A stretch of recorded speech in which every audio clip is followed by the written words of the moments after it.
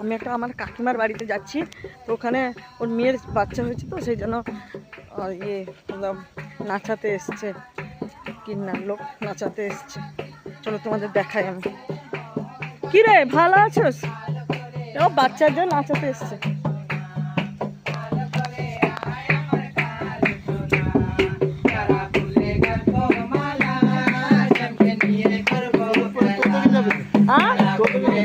আমার দাঁড়িয়ে কি দরকার?